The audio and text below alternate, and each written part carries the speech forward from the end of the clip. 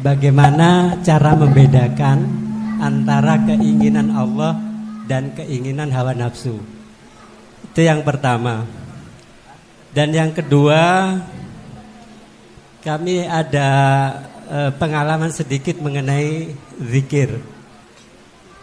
Tadi disampaikan bahwasanya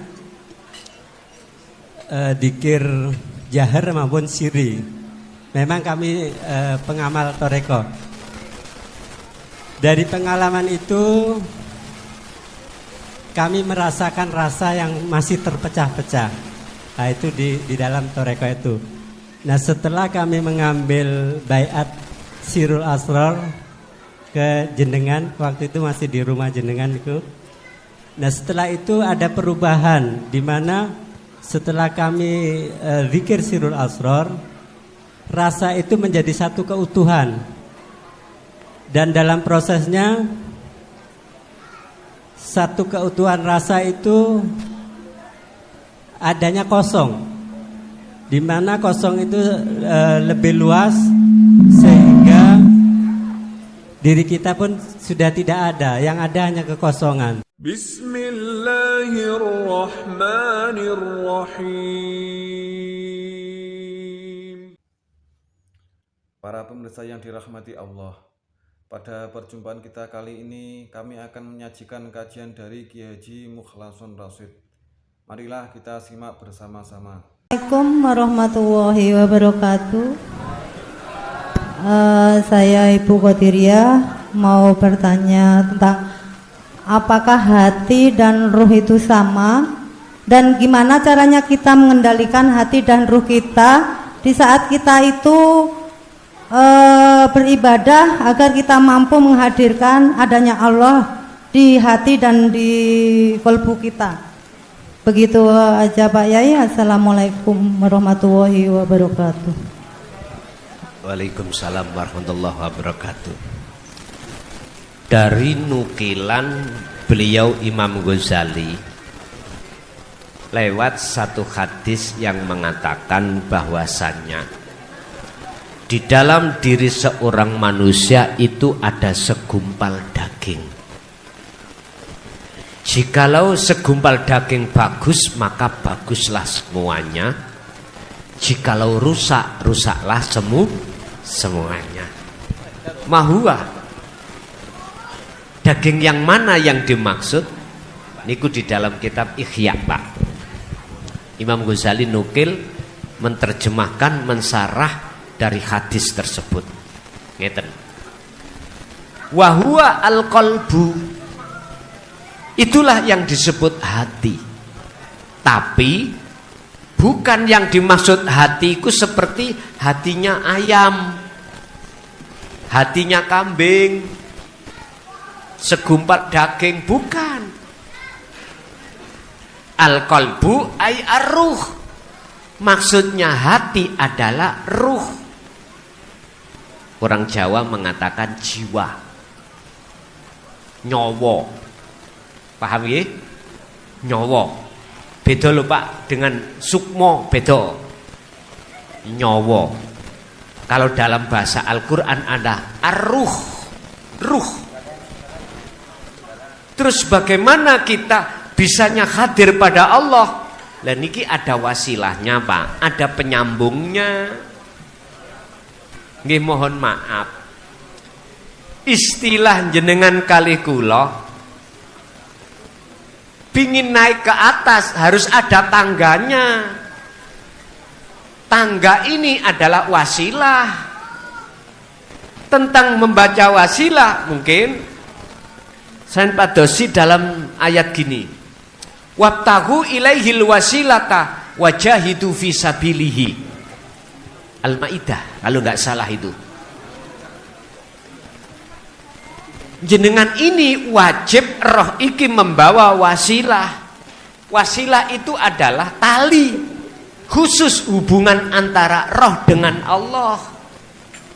Ibarat mik niki Pak, kok saged muncul suara nok diaman itu di sound system di salon, karena mik ini ono sambungane dengan mixer lewat apa? UHF Kalau ini UHF, kalau mik niki kabel gitu. Basa Jawa kabel, basa Arabe habel. Hablun, tali, kabel. Coba kabelnya diputus. Medal suaranya mboten? Enggak bisa. Hati juga begitu, kalau talinya ruh dengan Allah ini putus, enggak bisa. Jenengan iki khudur, khusyuk, sambung datang Allah tidak bisa. Terus apa talinya ruh niku?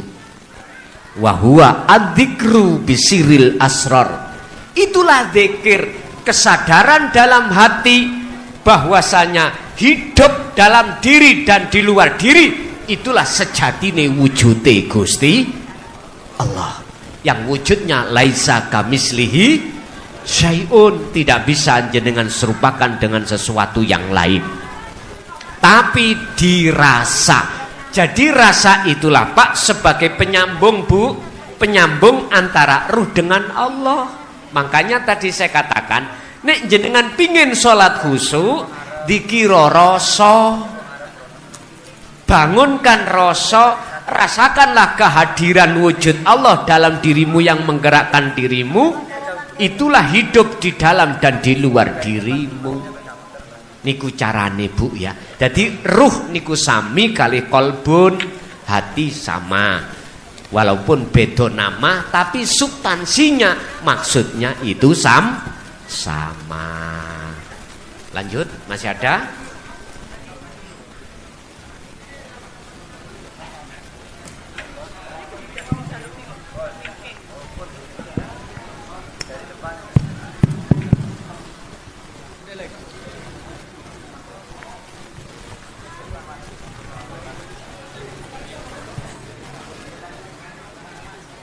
Assalamualaikum warahmatullahi wabarakatuh.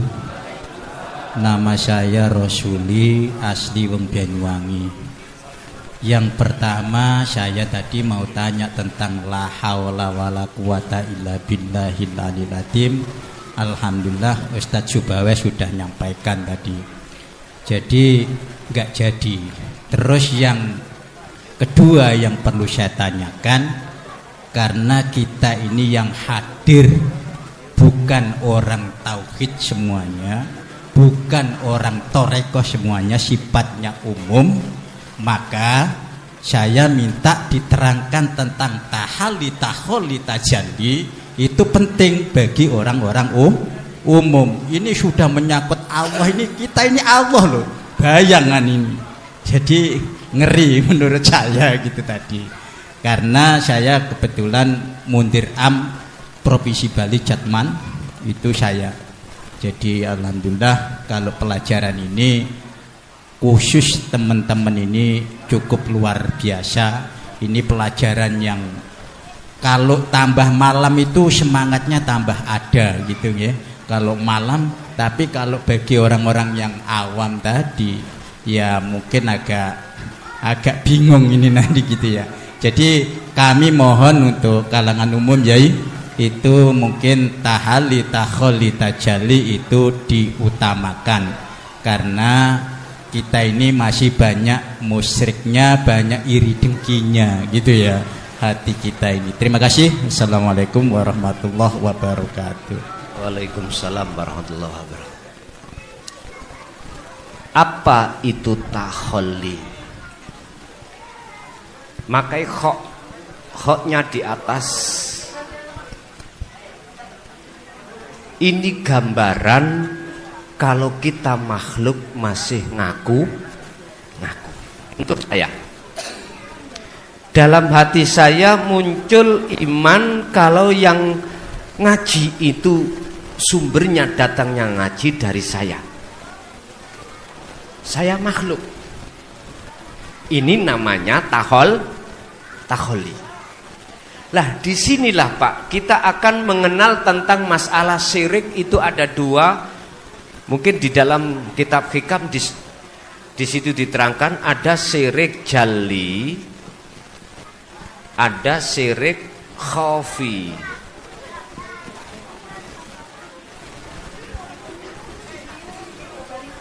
Yang jarang dibahas itu tentang syirik khafi.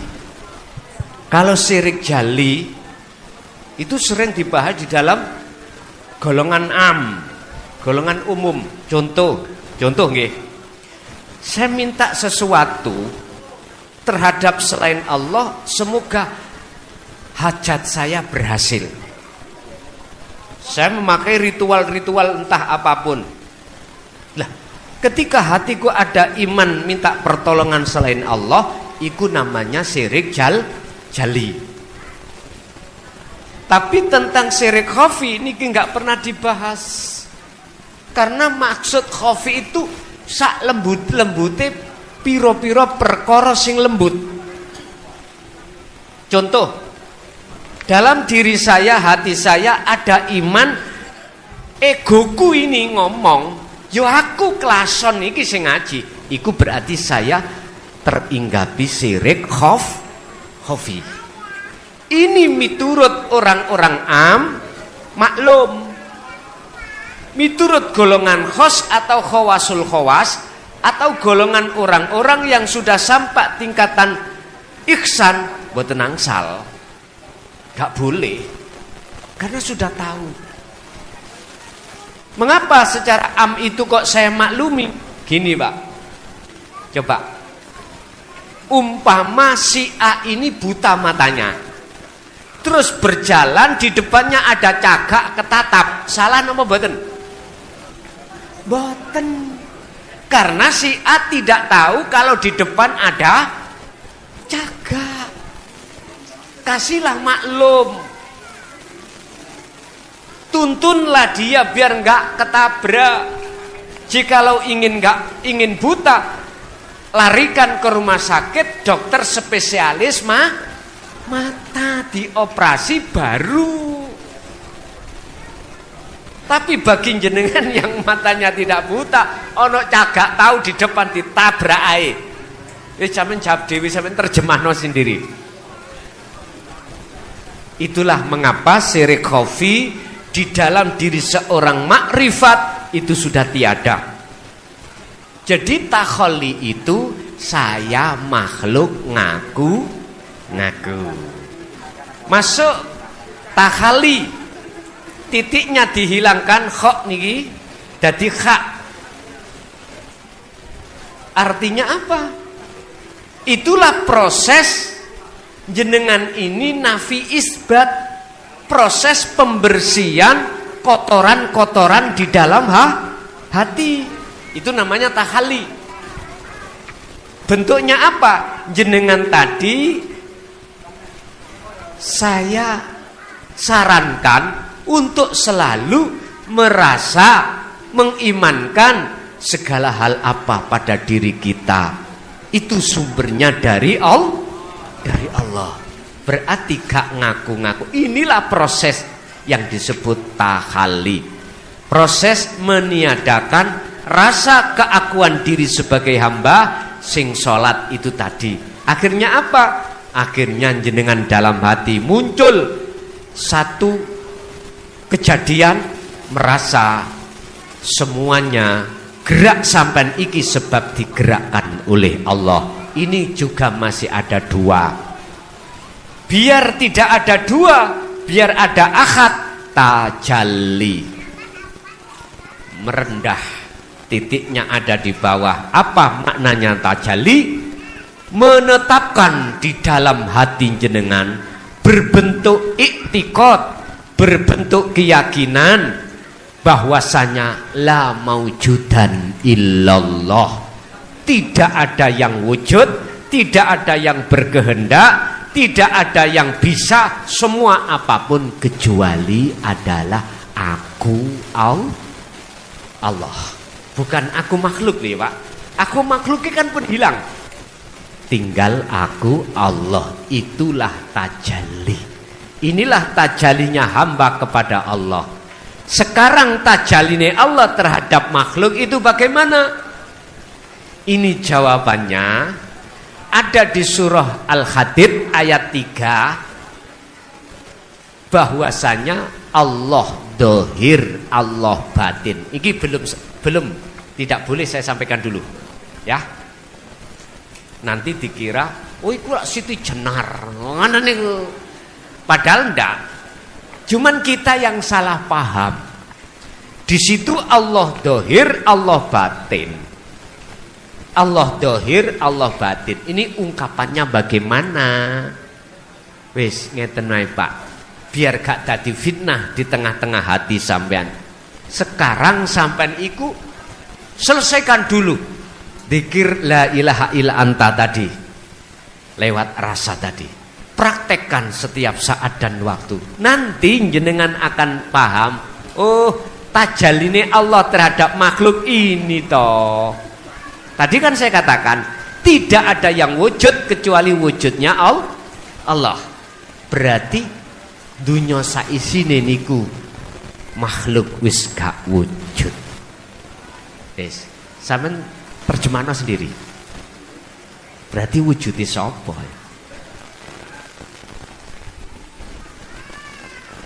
Wis sampean jangan ragu, jangan khawatir. Allah sudah janji.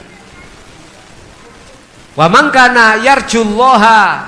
Minggu nu dikatakan, barang siapa yang dalam hatinya ada satu keinginan untuk bertemu Allah, nanti Allah sendiri yang berjanji pertemuan itu pasti terjadi. Tinggal jenengan mau terus apa mboten. Ingat, ulangi sekali lagi, ingat, kita tidak selamanya ada di dunia. Kematian datang itu tidak mesti harus tua, tidak mesti harus sakit. Bisa jadi masih muda, masih berumur, itu Allah panggil dia kematian. Kita mensiasati dari masa yang seperti itulah Pak.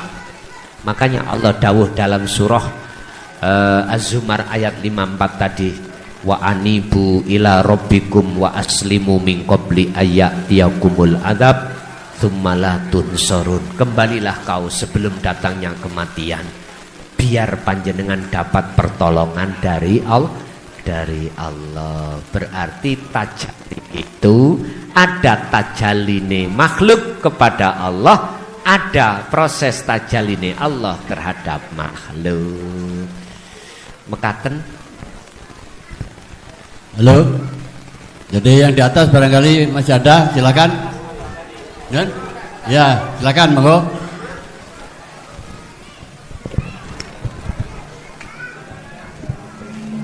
Assalamualaikum warahmatullahi wabarakatuh.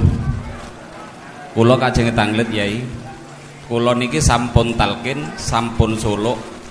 Kula diparingi memojoan kalih guru mursid kula tentang menyebut nama Allah dengan lisan terkunci. Apabila saya menyebut nama Allah niku berubah dengan hati diri saya sendiri berwujud menyebut nama guru mursid kula. Assalamualaikum warahmatullahi wabarakatuh. Waalaikumsalam warahmatullahi wabarakatuh. Di dalam pengajaran dan petunjuk golongan saudara saya yang ada di thariqah ada istilah robitoh. Ya. Ada istilah robitoh. Penghadapan terhadap wajah mursid. Bahkan di situ diwajibkan sebelum kita khususiyah, sebelum kita wukuf qalbi, sebelum kita dzikir nafi itsbat, biasanya itu kita disuruh untuk berobitoh dulu. Apa? Menghadirkan wajah guru. Sebab dengan alasan karena sebab guru inilah sanadnya sampak terhadap Kanjeng Nabi, sampak Rasulullah yang disebut muktabaroh thariqahnya, yang menjadikan bisa wusul pada Allah. Nggih, itu yo gak salah miturut kelas thariqah. Cuman yang menjadi pertanyaan saya adalah ketika kita suluk atau khususiyah dengan menghadirkan wajah guru kita, padahal guru kita adalah makhluk, apakah sudahkah ada tanda-tanda wusul pada Allah? Itu yang menjawab adalah individu. Jujur Pak, saya mulai 74 itu sudah di beat di dalam thariqah Qadiriyah wa Naqsabandiyah. Jujur oleh abah saya sendiri. Dan tentang ilmu apa yang kubahas mulai awal tadi, orang tua saya merahasiakan. Ini hubungan antara anak dengan orang tua, hubungan yang paling dekat, itu pun tidak dijelaskan. Kalau saya tanya, jawabannya sederhana. Besok kamu akan paham sendiri. Sing penting dzikir sirri, khafi, itu kamu laksanakan. Pak nyuwun sewu. Dzikir sirri, khafi atau nafi isbat tidak dijelentrehkan seperti ini. Hanya diperintah untuk menjalankan aja. Nggih, mohon maaf, itu masa saya. Entah kalau masa dunia thariqah sekarang aku nggak tahu. Apakah juga dijelentrehkan, ditaklimkan sejelas-jelasnya seperti ini, ataukah hanya di beat saja lalu diperintah untuk menjalankan? Lah jenengan piyambak ingkang ngertos. Jujur Pak, saya puluhan tahun Pak tidak pernah masuk tanda-tanda usul datang Allah. Justru saya dimasukkan dan dibulet, tahu dibulet nggih? Dikekang oleh dunia mukasyafah. Justru saya di situ. Kalau kita bicara tentang masalah dunia mukasyafah, mungkin bisa dilihat di makalah atau fasal dalam kitab Al-Hikam 164. Di situ ada pengertian kasab maknawi dan kasab suwari. Kasab suwari dan kasab maknawi. Itu tidak penting bagi si salik ketika suluk pada Allah. Ketika saat si salik suluk nuju kewusulan, perkara kasaf itu gak penting. Gak penting. Yang terpenting adalah bagaimana caranya Allah menyalakan nur makrifat, nur ilahiyah di dalam jagate hati sampeyan. Ingat, nur makrifat Allah nyalakan dalam hamba yang Allah kehendaki. Nurun ala nurin yahdillahu li nurihi mayyasha. Surat An-Nur 35. Itu dikarenakan jenengan ini terus menerus berzikir. Zikir yang kumaksud di sini adalah kesadaran. Munculnya dari kalimat tauhid la ilaha illa anta, akhirnya bisa sampai ke makrifat la ilaha illa ana. Ini yang jarang dibuka di tengah-tengah thariqah. Sehingga kalau thariqah sekarang saya enggak tahu, insya Allah sampun digelar. Zaman kula dulu mboten digelar. Yang alasannya takut fitnah. Abah sanjang nggo nggarakno fitnah. Nyuwun sewu, Pak. Terus kalau pelajaran yang mestinya membuka pintu musyahadah kita tutup, kapan umat ini ibadahnya bisa naik? Mboten saged. Nyun sewu, robitoh terhadap guru kita mursyid miturut ahli thariqat itu wajib. Tapi miturut hakikat namanya robitoh menghadirkan wajah itu bukan wajah makhluk. Sebab ning Al-Quran, di Al-Quran tentang robitoh, tentang tawajuh, saya cari sampai detik ini nggak ketemu. Kalau itu terhadap makhluk, justru yang saya temukan di dalam surat Al-An'am ayat 79 yang sering sampai paos baca ini wajah tuwajhiyah. Itu yang saya temukan. Yun sewu, berarti di dalam Al-Quran selama ini yang aku dapatkan, aku temukan tentang robito, penghadiran wajah itu hanya diperbolehkan wajah Allah. Tentunya dengan apa? Rasa. Kalau selain daripada rasa tidak bisa, Pak. Dzikir yang kumaksud adalah sirul asror, dan di dalam sirul asror ada 3: rasa, melihat, menyatakan. Ainul basiroh, syu'aul basiroh, wa ainul basiroh, wa hakul basiroh. Niki. Baru di situ bisa dikatakan wusul nang Allah. Ahli hakikat dilarang, Pak. Apalagi ahli makrifat menghadirkan wajah selain Allah, karena wajah selain Allah bagi ahli makrifat itu sudah tidak ada. Berhubung kita masih ada di ahli thariqah, yo rapopo, karena proses kelas kita lah, ngoten nggih. Cuman yo ojo ngono terus. Mosok sih sampai niku umpama sekolah SMP ndak kepingin SMA, tingkatkan. Biar hati sampean iki gak gampang muring marah-marah. Nafsu lawamah, amarah, nafsiyah itu biar jinak. Tapi ingat, sejinak-jinaknya nafsu seperti Tom dan Jerry.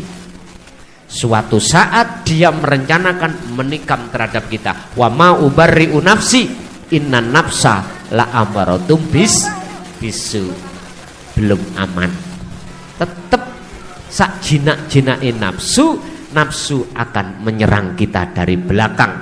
Nggak bisa belakang, kiri, kanan, bawah, atas dan lain sebagainya. Itu akan bisa kita jaga manakala kita selalu berzikir hati ini pada Allah. Yeah. Ada lagi, Pak? Ada lagi? Barangkali yang perlu ibu-ibu ada di bawah ya, giliran ya. Habis ini baru di atas lagi. Monggo.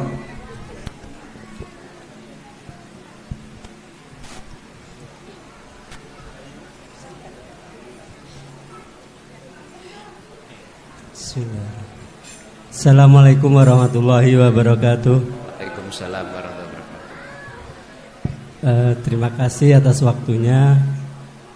Mau bertanya, yang pertama, bagaimana cara membedakan antara keinginan Allah dan keinginan hawa nafsu? Itu yang pertama. Dan yang kedua, kami ada pengalaman sedikit mengenai zikir. Tadi disampaikan bahwasanya zikir jahar maupun siri. Memang kami pengamal thariqah. Dari pengalaman itu kami merasakan rasa yang masih terpecah-pecah. Nah, itu di dalam thariqah itu. Nah, setelah kami mengambil baiat sirul asrar ke jenengan, waktu itu masih di rumah jenengan itu. Nah, setelah itu ada perubahan di mana setelah kami zikir sirul asrar, rasa itu menjadi satu keutuhan. Dan dalam prosesnya satu keutuhan rasa itu adanya kosong, di mana kosong itu lebih luas sehingga diri kita pun sudah tidak ada, yang ada hanya kekosongan. Nah, itu yang ingin saya tanyakan, apakah ada hubungannya dengan alam musyahadah atau muraqabah? Mohon bimbingannya, Gus. Terima kasih. Assalamualaikum warahmatullahi wabarakatuh. Waalaikumsalam warahmatullahi wabarakatuh. untuk cara membedakan ini kepentingan nafsu atau kepentingan Allah. Kehendak nafsu atau kehendak Allah sebetulnya sederhana. Jikalau ini ada kepentingan nafsu, jikalau dalam hati masih ada pengakuan diri, man arfa nafsahu faqad arafa rabbahu. Barang siapa yang sudah kenal siapa dirinya, urip ini loh Pak, sebetulnya, maka faqad arafa rabbahu, mongko yepti teman-teman dia kenal Tuhannya. Artinya antara nafsahu dengan Rob ini sebetulnya satu paket, satu kalimat. Bagi siapa? Bagi yang sudah ke musyahadah, bagi yang sudah sampai alam kekosongan. Sehingga satu kesatuan bukan berarti banyak dijadikan satu, kongsi, bukan. Lah, sementara dalam hati saya masih ada pengakuan makhluk, segala apapun ngibadah mahdoh ataupun ghairu mahdoh, ibadah murni seperti sholat, zakat, poso, haji dan lain sebagainya, atau tidak murni, jenengan kerja, makan, minum, rokok, itu ibadah yang tidak murni, di mata Allah tidak akan ternilai. Ingat, al-a'malu utawi piro-piro ngamal iku qaimatun, seperti suwarun qaimatun, seperti patung yang diem. Amaliyah napa mawon, ibadah napa mawon, artinya tidak bermanfaat jikalau tidak dikasih roh patung itu. Lah, roh amal itu apa? Ini nenggone hikam lho ya. Wa arwahuha utawi piro-piro roh amal iku wujudu siril ikhlas fiha ing dalam amal. Yaiku roe amal adalah ikhlas. Sarai ikhlas bagaimana? Penjelasannya ikhlas. Jenengan gak merasa yang melakukan. Berarti sholat sampean, ibadah opo sampean, kalau jenengan tidak merasa yang bisa melakukan sumbernya hanya dari Allah, bagaimana mungkin jenengan minta upah? Lawang kita tidak merasa yang itulah ikhlas. Berarti amal saya tadi, berhubung saya masih ngaku-ngaku segala ibadah opo wae apapun, ini berarti masih kecampuran kepentingan hawa nafsu. Kalau saking Allah, kebalikannya, pasti ada rohnya. Roh amal tadi saya katakan adalah ikhlas. Sedangkan maksud daripada ikhlas adalah di dalam hati jenengan sudah tidak merasa diri kita yang melakukan, karena diri kita sudah fana. Berarti rasa sing muncul hanyalah rasane Gusti Allah. Lho niki pun itu jelas saking Allah. Pun itu yang pertama. Yang kedua, ketika saat jenengan kholwat lewat sirul asrar, la ilaha illa anta sampai ke hakul basiroh, berarti la ilaha illa ana, dalam dunia kasab maknawi itu sampai dikelihatan ngalam yang tidak ada siapa. Dirinya sudah nggak ada, keakuan diri makhluk sudah tidak ada. Yang ada cuman hanyalah Allah, keakuannya Allah. Kalau di situ, maka itulah musyahadah, itulah makom ihsan, itulah makom makrifat dateng Gusti Allah. Tinggal pertanyaannya, ketika saat di situ jenengan, mohon maaf, mesti hatiku tentrem. Raos itu mana nih lho? Aku yakin jenengan tidak mau untuk dikembalikan ke alam dunia lagi. Alam mukhadharah atau alam mukasyafah, enggak ada keinginan. Dan di alam situ musyahadah itu, masa satu harinya di situ sama dengan 50.000 tahun masa di dunia. Jadi enggak kroso. Koyoke sebentar. Coba jenengan sare, jenengan tidur, habis sholat isya, bangun-bangun subuh, jenengan gak mimpi apa-apa. Terasa lama apa terasa cepat, Pak? Cepat nggih. Makanya Ibnu Athaillah menggambarkan mimpi yang seperti ini laksana sempalane wong makrifat. Sempalan pang. Pang itu tangkai. Tangkainya pohon makrifat. Mimpi itu. Karena ketika sampai mimpi, jenengan sudah tidak mengerti apa-apa. Tadi saya sarungan apa enggak tahu. Oh, jenengan tidur. Tadi saya itu mujur kemana, tidur sama siapa juga tidak tahu. Inilah Pak, kalau di dalam dunia wasilun atau majedubun, bila mana orangnya itu mau melewati jalan majedubun disebut jadab. Kadang-kadang waktu sholat kok jadab, tidak mengerti berapa rakaat, lupa.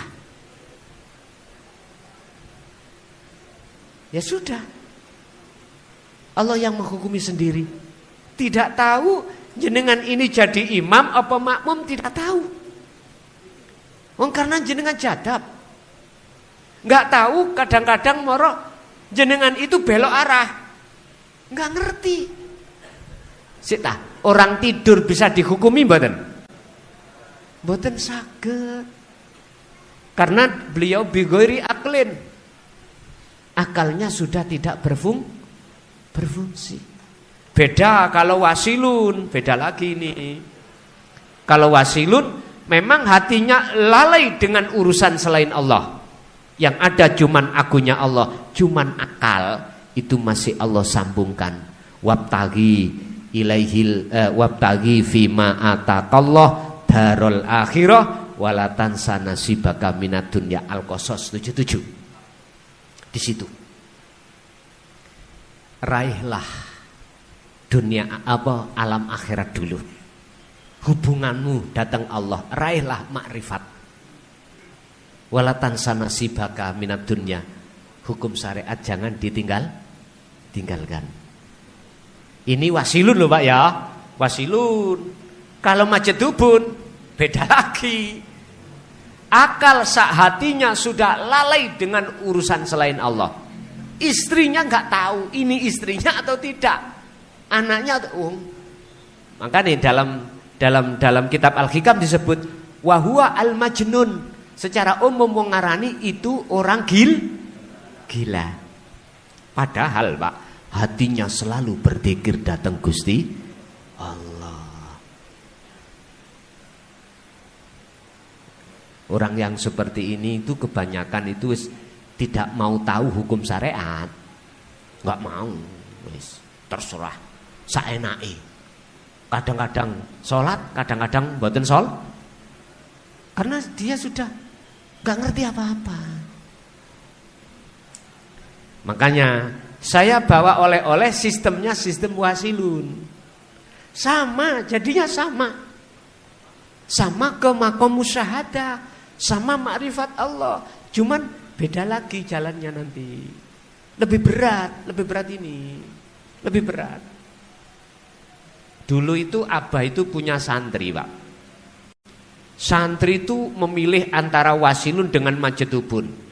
Dikasih wasilun nggak mau, milih majedubun. Dikasih majedubun, akhirnya edan. Nggih.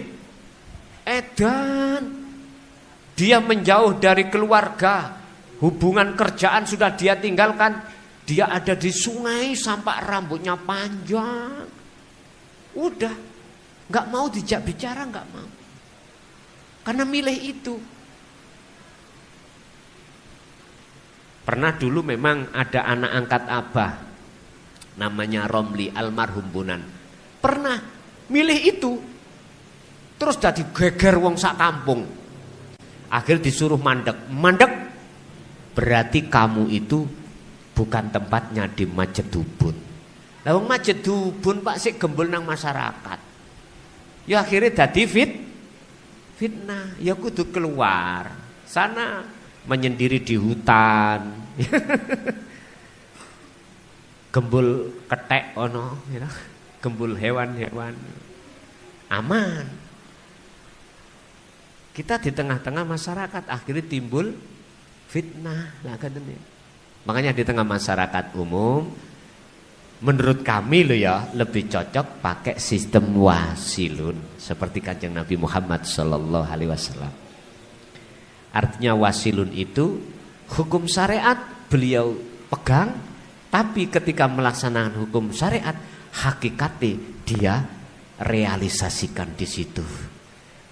Inilah yang dimaksud dalam satu ayat Nabi Isa besok akhir zaman mendekati hari kiamat akan Allah turunkan.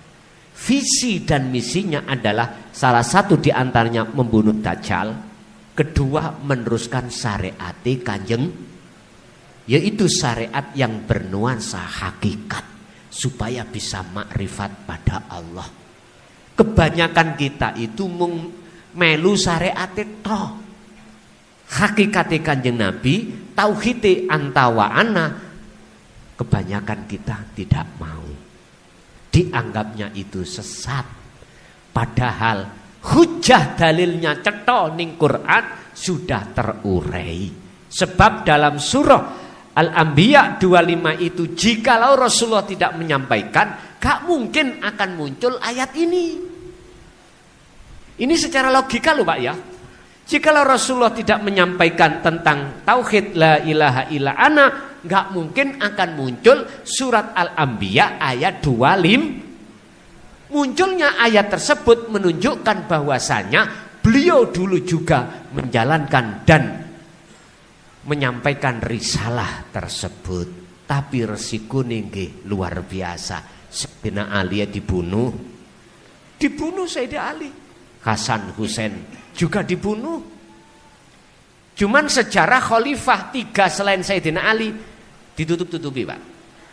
Ada yang diracun oleh kaum Khawarij. Kaum Khawarij ini dikira orang yang tidak mengerti Quran. Hafal Quran Pak, hafid. Hadis hafid.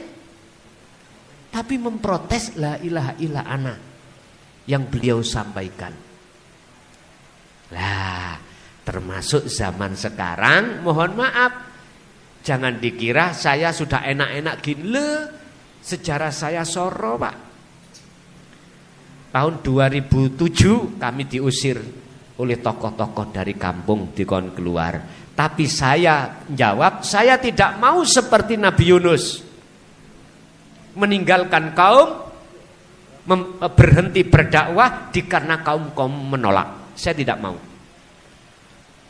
Sebab saya punya prinsip, munculnya protes itu kalau tidak Allah sing gerakkan ya gak akan muncul. Akhirnya saya maklumi Pak. Wis gak puas di situ, tanggal 21 bulan Mei 2010. Detik-detik itulah saya masuk penjara. Detik-detik itu. Oke, saya tidak melawan. Saya ikuti semuanya. Setelah saya pulang dari LP, ternyata yang menjemput aku adalah tokoh-tokoh yang tadinya itu, mohon maaf, yang tidak suka dengan ajaran tauhid. Berarti apa? Janganlah kau benci orang yang membenci dirimu dikarenakan menolak tauhid ini. Jangan. Sebab semua orang perlu proses Pak. perlu proses, perlu angen, perlu yang namanya muqabalah, perlu namanya pentashean, perlu namanya pemikiran lagi, diskusi. Sebab mohon maaf, orang yang memprotes itu kalau tidak digerakkan Allah protes, sakit protes sendiri? Mboten sakit. Itulah Kanjeng Nabi memandangnya kaum Taif itu bukan makhluknya, tapi memandang karena Allah yang menggerak.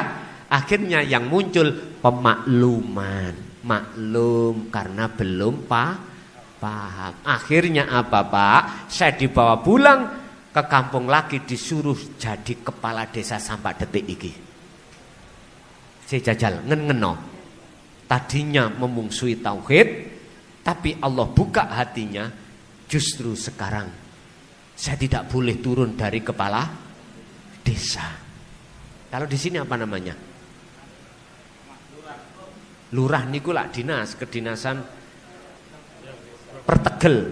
Lah disitulah jabatan politik yang dipilih masyarakat. Saya sudah periode 2. Periode 2 saya mengundurkan diri. Gak boleh di demo nang balai desa, disuruh untuk lanjut. Padahal saya nggak punya apa-apa. Jadi nggak pakai apa-apa. Ya di situlah Pak. Sampai sekarang. Dicoba sampai ngen-ngen. Berarti tak simpulkan orang yang membenci Anda belum tentu selamanya membenci. Membencinya karena dianggapnya itu ajaran nggak benar. Jangan disalahkan. Kasih maklum karena belum paham. Kalau sudah paham, aku yakin contohnya seperti ini. Baginda Rasulullah di situ juga. Inilah mengapa beberapa nabi dan rasul yang hanya Allah izinkan membawa syafaat itu hanya Kanjeng Nabi Muhammad ibnu Abdillah. Mengapa? Karena beliau selalu memandang Allahnya, tidak memandang makhluknya. Begitulah. Makanya agama iku isok rukun umate manakala sudah tenggelam sama-sama di dalam pengajaran ilmu ketuhanan. Baru rukun. Sebab wis gak fanatik jeneng, wis gak fanatik sifat, wis gak fanatik dat, tapi dia sibuk hati selalu menjaga kesadaran zikir datang Gusti Allah. Mekatenlah sekilas info. Ada lagi. Yang nomor 2. Oh, yang nomor 2 itu musyahadah tadi. Jadi jikalau di situ keakuan jenengan sudah tiada, cuman keakuan Allah, maka disitulah musyahadah. Untuk bisa lama di situ Pak, terus zikir itu sampai kumandangkan dalam hati yang tidak mengenal keadaan. Mekaten. Jadi masih ada lagi, tolong di atas sekarang gilirannya, silakan. Ya, terima kasih. Assalamualaikum warahmatullahi wabarakatuh. Gus, kula jamaah Baitur Rahmah Baitul Mukhlasin yang suan kendalem pas hari raya. Kebetulan sudah sampai di Bali. Ngapunten, kula ada beberapa pertanyaan. Yang pertama, takdir yang sudah digariskan, apakah dengan zikir takdir tersebut bisa berubah? Yang kedua, kapan saat apa zikir itu terasa, dan di saat terasa sadar bahwa zikir itu jalan kok malah hilang. Niku dos pundi Gus? Mohon penjelasanipun. Matur nuwun. Assalamualaikum warahmatullahi wabarakatuh. Waalaikumsalam warahmatullahi wabarakatuh. Ada istilah qadha, ada istilah qadar. Qadha adalah ketetapan Allah yang telah ditulis di dalam buku kita masing-masing yang Allah simpan di dalam Lauhil Mahfud. Iki bahasa syariat. Bahasa hakikat qadha adalah ketetapan Allah yang berbentuk iradah, kehendak di dalam hati jenengan. Ini kan belum nyata. Namanya kehendak itu buku-buku catatan di dalam hati jenengan. itulah lauhil mahfud. Disebut kehendak sesuatu yang belum terjadi. Kalau ini dirubah bisa. Sebab ini masih kehendak. Buku catatan yang berbentuk kehendak dalam hati jenengan. Contoh. Sebelum hari ini tadi jenengan mendengarkan pengumuman bahwasannya nanti di musola Muhajirin ada pengajian umum tentang membahas rasa. Tadi pagi atau siang jenengan ada kehendak. Coba saya penasaran, apa sih ngaji rasa itu? Ngaji tauhid itu apa sih? Penasaran toh? Ada keinginan. Ini bisa akan berubah sebelum hari ketentuan takdir yang Allah tentukan. Detik-detik Allah tentukan. Sore tadi entah sampai ini duwe keinginan yang lebih besar lagi, berubah wis gak sido, tak lihat anu aja, live YouTube-nya aja. Bisa jadi seperti itu. Dalam pengertian kehendak dalam hati sampean itulah buku catatan yang telah Allah catat, lauhil mahfudnya berbentuk hati itu. Ini bisa dirubah. Tapi kalau namanya takdir atau qadar, sesuatu yang sedang dan sudah terjadi tidak bisa dirubah. Kalau jenengan sudah ada di sini, terlibat di dalam pengajian ini, ya sudah, ini takdir. Ini namanya takdir. Niki nggak bisa dirubah. Yang bisa dirubah adalah qada. Ketetapan kehendak Allah, bahasa syariat, yang ditulis di dalam buku kita masing-masing yang Allah taruh di dalam lauhil mahfud. Bahasa hakikat adalah kehendak di dalam hati jenengan itu akan bisa berubah dan tidak tergantung panjenengan. Lauhil mahfud bagi hati jenengan yang sudah dimusyahadah ma'rifat mboten ndodeng dhuwur, Pak. Tidak ndodeng ke atas sana.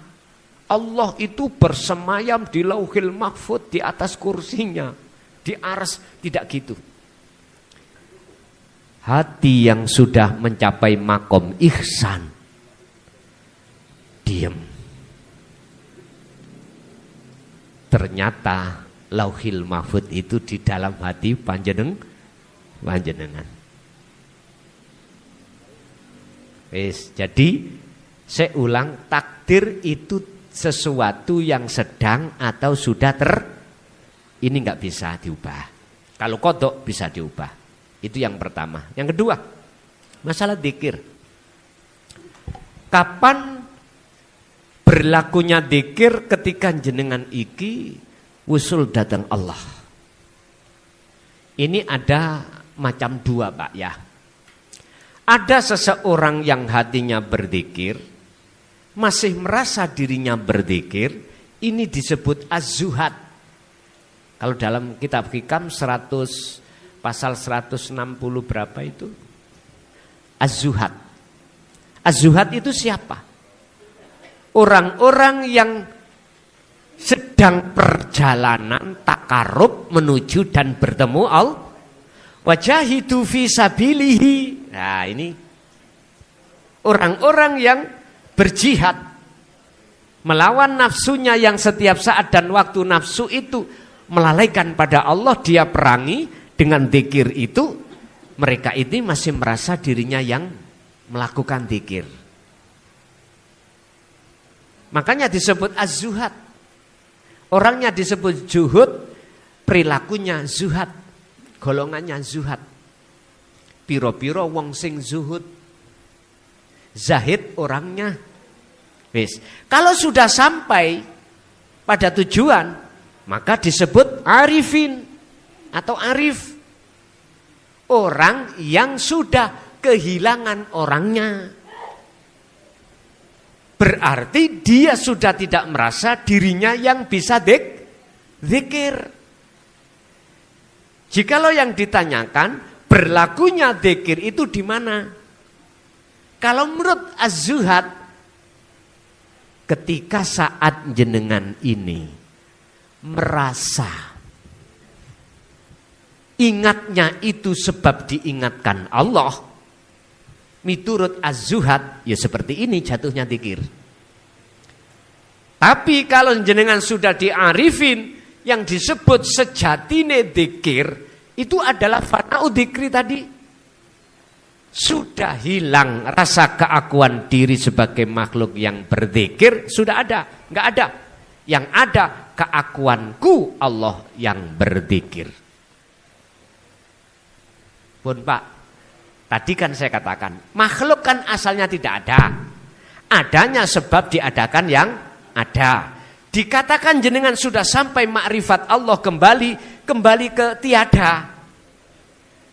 Apa mungkin perkara yang tidak ada bisa melihat yang ada? Gak mungkin toh. Yang bisa melihat yang ada hanyalah yang ada. Berarti yang melihat Allah adalah Allah sendiri.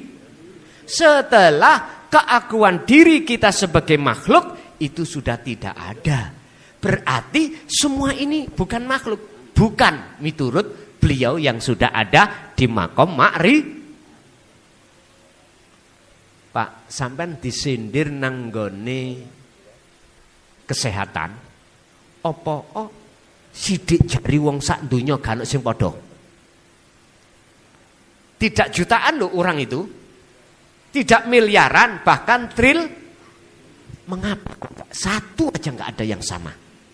Udah, wajah ada yang sama? Gak ada. Inilah Pak, sifat wahdaniyah Allah. Jenengan sudah terlibat di dalam sifat wahdaniyah, ada di makom jam'i cara hikam, makom makrifat notok ngeten. Ketemu dawuh ngene, aku iki sing dawuh Allah. Biar wujudku iku dikenal hambaku, tak lahirno wujudku iki ning dunya dengan bentuk nurullah, disebut nurullah. Wujudnya nurullah iku adalah isi dunia dan isi langit. Tapi dikonter, wujudnya dunia saisine termasuk langit iku duduk wujudku. Gak bingung gak kira-kira men? Saya ulang ya. Wujudku biar dikenal oleh hambaku, tak lahirno Pak. Tak lahirno. Berupa nurullah. Wujudnya nurullah, dunya saisine kabeh iki. Tapi dunya saisine duduk wujudku. Sik bingung? Oke. Sampeyan ngertos cahaya iki, lampu iki lho. Ngertos nggih? Asale saka ndi? Setrum nggih. Setrum iku ngomong. Setrum ibaratnya Gusti Allah. Wujudku ben dikenal wong sak Bali. Tak lahirno. Rupa cahaya iki. Wujudnya cahaya adalah padang. Tapi padang duduk wujudku. Sampai nek kepingin roh wujudnya setrum jempoken kabel iku. Lali mboten sampean? Waktu jempok niki lho, eling mboten? Kejet-kejet nggih. Otomatis pada saat itu sampai lalai segala-galanya. Dijajal mawon. Tapi ojo suwe-suwe.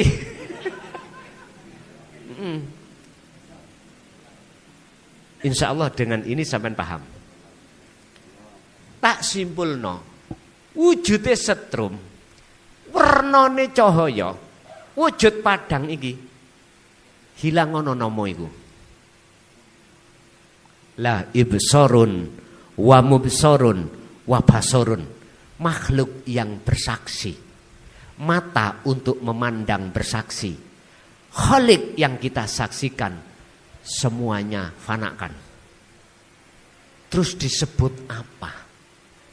Nek sebutan telu, tiga ini enggak ada, enggak bisa jenengan sebut. Kalau boleh saya katakan, Ini loh Pak.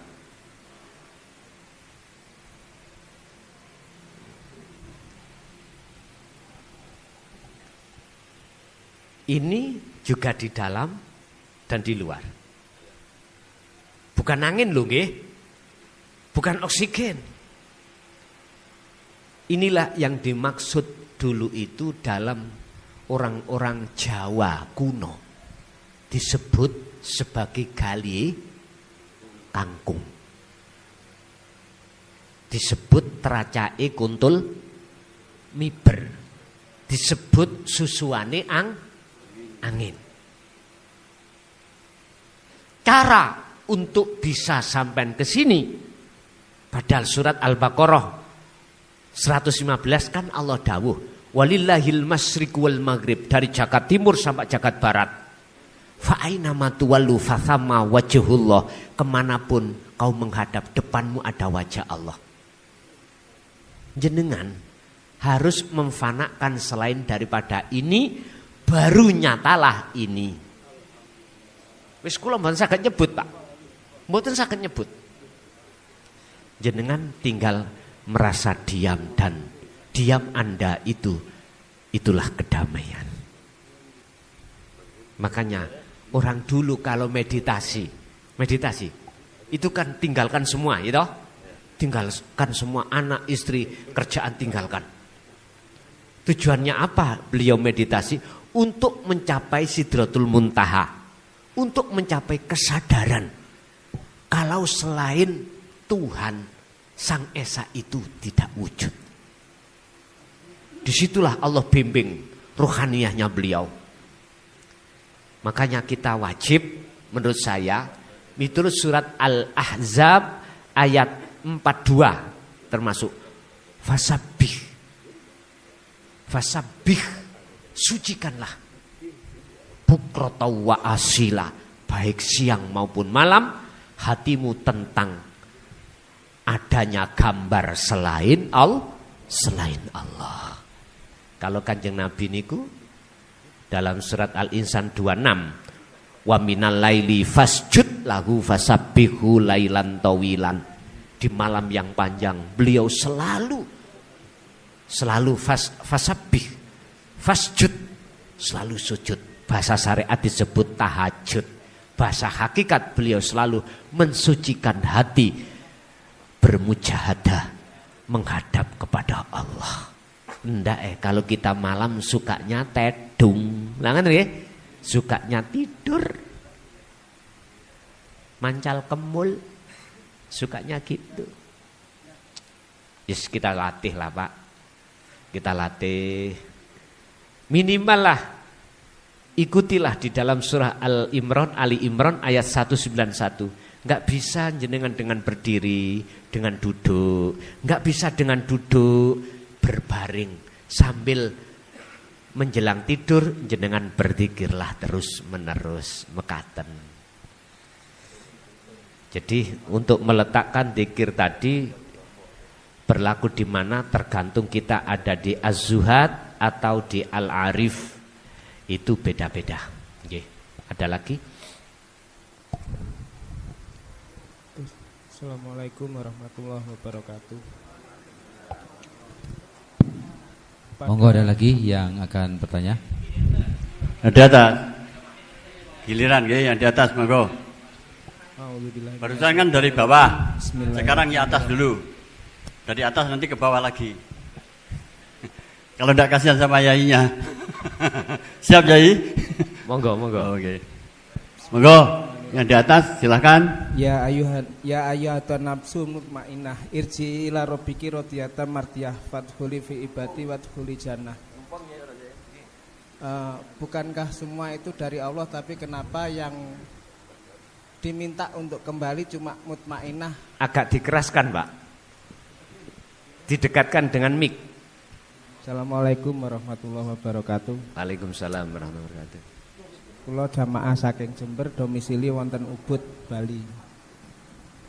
Surat Al-Fajr ayat 20, ya ayat Tuhan nafsul mutmainnah irji ila rabbiki radiyatan mardiyah fadkhuli fi ibadi wadkhuli jannah. bukankah semua itu dari Allah,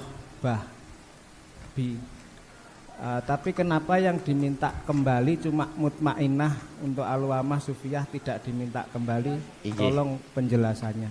Nggih. Assalamualaikum warahmatullahi wabarakatuh. Waalaikumsalam warahmatullahi wabarakatuh. Kalimat irji'i itu menunjukkan kata perintah. Kata perintah. Irji'i baliyo siro. Mengapa harus ada kata perintah? Apa asbabun nuzulnya ayat ini? Karena ruhaniyah kita itu belakrak. Tahu belakrak? Minggat dari Allah, bercinta pada selain Allah. Allah kita tinggalkan. Sampai dalam ayat lain, fafirru ilallah, lekaslah kau lari kepada Allah. Jikalau ruhaniyah kita tidak meninggalkan Allah, gak mungkin akan muncul kata perintah irji'i. Munculnya irji'i karena nafsu, karena jiwa yang tenang yang disebut ruh itu mengikuti nafsu dalam dirinya. Apa? Tinggalkan Allah. Pun sejarah yang tidak bisa kita lupakan. Mengapa Nabi Adam tinggalkan Allah? Mengikuti seruannya iblis. Iblis mengatakan, kadung iblis diberikan izin oleh Allah di dalam surat Al-Hijr, Pak. Ayat 38, 39, 40. Iblis sebelum hengkang dari surga, iblis itu minta keringanan pengajuan terhadap Allah. Itu di dalam surah Al-Hijr ayat 38, 39, 40. Gusti, kula niki pun sampean cap makhluk sing duraka, makhluk yang tersesat. Iblis nggih. Gara-gara kan mboten mau sujud lah ngoten ya. Cerita ringkas itu seperti itu. Tolong saya minta 2 keringanan, 2 izin, rekom dugi jenengan. Apa blis? Setunggal kula saya jangan jenengan matikan sampai hari kiamat. Itu menurut ayat itu. Kedua, izinkanlah saya akan menyesatkan Adam dan anak putu Adam. Allah jawab bagaimana? Silakan.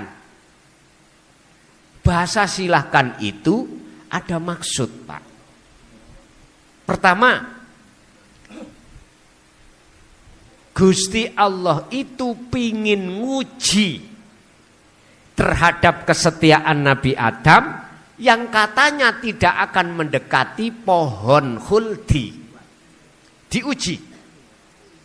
Terus jenengan sebelum roh itu ditiupkan Allah di jasad dalam surat Al-A'raf ayat 172. Alastu birabbikum, jenengan jawab qalu bala syahidna. Sebelum nanti disebut ruh itu memang disebut nafsul mutmainah. Itu ada sejarahnya memang. Betulkah aku Tuhanmu? Betulkah kau hanya bercinta padaku, menyembah padaku? Betulkah kau setia padaku? Tidak ada yang kau sembah kecuali aku? Kata Allah. Dalam pengertian alastu birabbikum, di situ sarahnya. Jenengan jawab qalu bala syahidnya. Pertanyaan saya terhadap jenengan, jenengan ingat enggak roh jenengan itu dulu berkata gitu? Tidak ingat.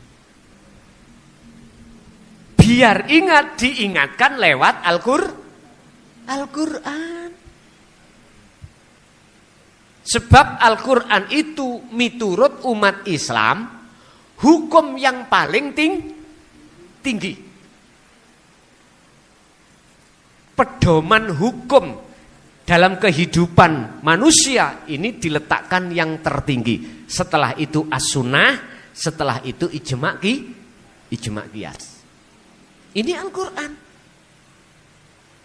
Akhirnya apa, Pak? Lewat iblis wau dikasih rekom, akhirnya datang ke Adam. Adam, kau ngerti namanya khuldi? Maknanya, artinya khuldi itu kekal. Jikalau kau enggak makan khuldi, kau akan diusir Allah dari surga. Kalau enggak makan, kalau makan kau kekal di surga. Artinya apa, Pak? Bagi hati kita, apa kepentingan, kemewahan, kehidupan dunia dijadikan nafsu iblis terkesan kekal dan menjanjikan. Nggih, mboten? Nggih, mboten? Jelas. Karena kita belum sadar. Akhirnya kita yang dagang sudah menjadi orang yang kaya tidak ada puasnya. Kita yang punya jabatan tidak ada puasnya. Padahal satu sisi sadar nggak sadar, kalau kita meninggal semuanya tinggalkan. Memang itu dibikin nafsu, terkesan kehidupan dunia itu seakan-akan kekal. Makanya kita mengapa jarang ingat kematian. Kadang-kadang loh Pak, ada tetangga kita mati, paling ingatnya waktu kita mengantar jenazah. Habis dari jenazah pulang, lali lagi. Apalagi awak sehat, kerjane lancar, ekonomi lancar, urusan lancar. Wah, lupa. Alhaakumut takatsur hatta zurtumul. Lupa ingat-ingat kalau sampai kematian itu datang baru ingat. Kalau kematian itu datang baru sadar, itu namanya matahari sudah terbit dari bar kasep. Nek cara bahasane wong Jawa, mriki napa? Telat sudah. Makanya bersyukurlah jenengan ketika dikasih Allah sakit gak sembuh-sembuh. Bersyukurlah karena dengan sakit menjadikan hatimu teringat akan kematian. Dengan begitu akan revolusi diri, belajar untuk mendekat kembali kepada Allah.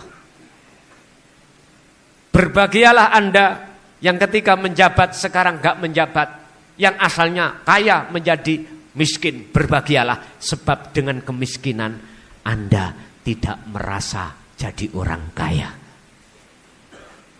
Akhirnya Anda tidak sombong.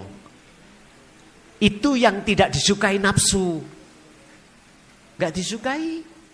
Justru kemiskinan sampean jikalau menjadikan sadari hati untuk takarrub mendekat kepada Allah, itu lebih baik daripada jenengan kaya atau jadi mempunyai jabatan yang tinggi tapi hati sampean lupa pada Allah.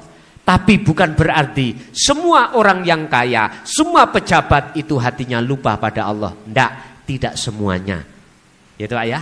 Jadi janganlah sesuatu itu menjadikan pengaruh dalam hatimu terhadap Allah. Carane jadilah sistem seperti ikan yang hidup di air asin.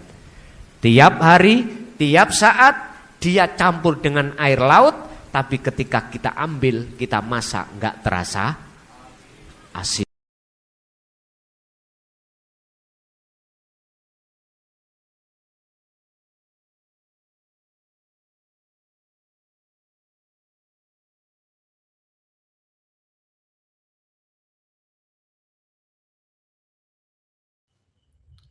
Alhamdulillah telah kita simak bersama kajian dari Kiai Haji Mukhlason Rasyid, pengasuh Pondok Pesantren Miftahul Ulum Jaya Baru, yang tepatnya beralamat di Jalan Perjuangan, Dusun Gelonggongan, Desa Sumbertebu, Kecamatan Bangsal, Kabupaten Mojokerto, Jawa Timur. Beliau menekankan pendidikan holistik yang fokus pada ilmu tauhid dan tasawuf. Beliau adalah gambaran ulama muda yang mampu menjembatani nilai-nilai keislaman tradisional dengan pendekatan modern. Semoga kajian-kajian dari beliau bisa memberi manfaat dan membawa keberkahan kepada kita semuanya di dunia dan akhirat. Akhirul kalam, wassalamualaikum warahmatullahi wabarakatuh.